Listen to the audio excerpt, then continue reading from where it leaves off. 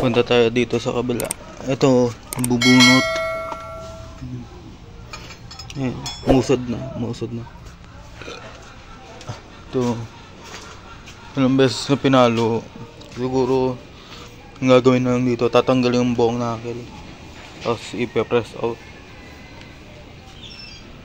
Para matanggal. Ayaw mabunot.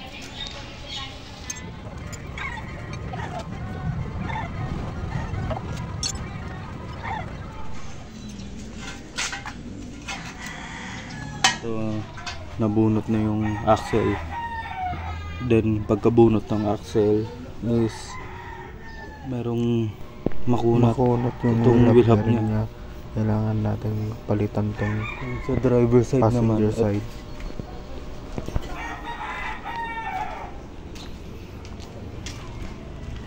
Mismong axle niya Hindi matanggal yung CV joint housing niya. Hindi mabunot. So pinalo-palo na, pero 1,000 years later. so wakas nabunot na rin yung CV joint, yung housing niya. Kaya lang ito hindi matanggal-tanggal dahil pinalo-palo. Ang tatama, kaya hindi siya mabunot. So gagawin na lang dito, i-grind ito para mabunot yung housing niya.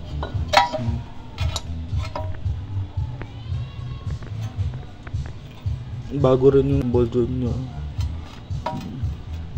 kaya sayang pagka buti na lang natanggal, kasi kung wala baka buong assembly na lang ng front disc brake.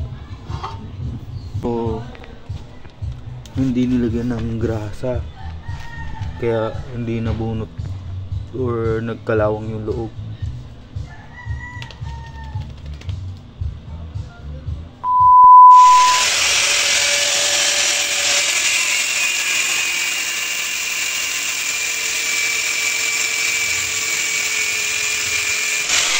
Ito, nabunot na yung housing. Then pinrinder na lang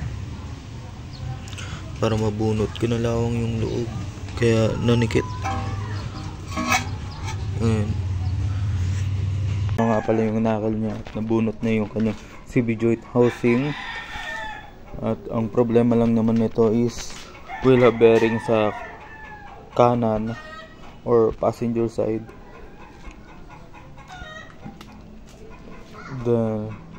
Lahat bago na. Lower ball joint bago. Yan, maghanap lang tayo ng disc brake assembly na maganda. So if wala tayong makita, ibabalik natin to kasi maganda pa naman siya eh. Then bago pa lahat, yung lower ball joint niya, saka yung sa caliper, yung dun sa piston niya, ito maganda pa. Tigas-tigas pa din sa tie rod niya.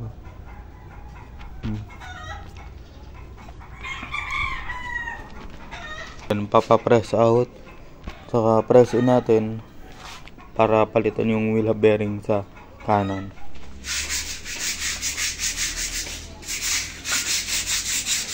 Ito na yung rotor, nilinis na. Then ito dinala na para ipa-press out. Papalitan na ito ang dalawa kahit hindi sira yung sa kaliwa. Kanan lang ang sira. Susunod na kasi ito, kaya papalitan na itong dalawa. Ito, nakabili ng Koyo na wheel hub bearing. Then CV joint, ikakabit na lang doon. Ito, nakabit na yung wheel hub bearing, bago na parehas. Then nilinisan na rin, tapos kakabit na lang.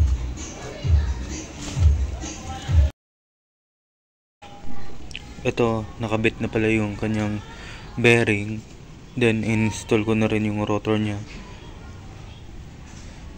and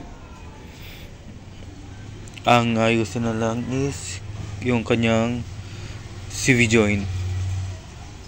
Ayan, andyan yung CV joint bago, 2.4 tong dalawa. Yan. Tong knuckle niya napalitan ng wheel hub parehas kaliwat kanan, kasi kung hindi natin pinalitan yung kaliwa, susunod na yung isa, so pinalitan na lang parehas. Nakabit na yung kaliwa na axle. Ayan. Then ito yung kanan, ito yung umiingay.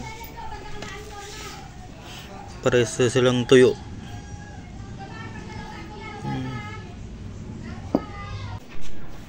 Ayan, patapos na, nakabit na lahat-lahat.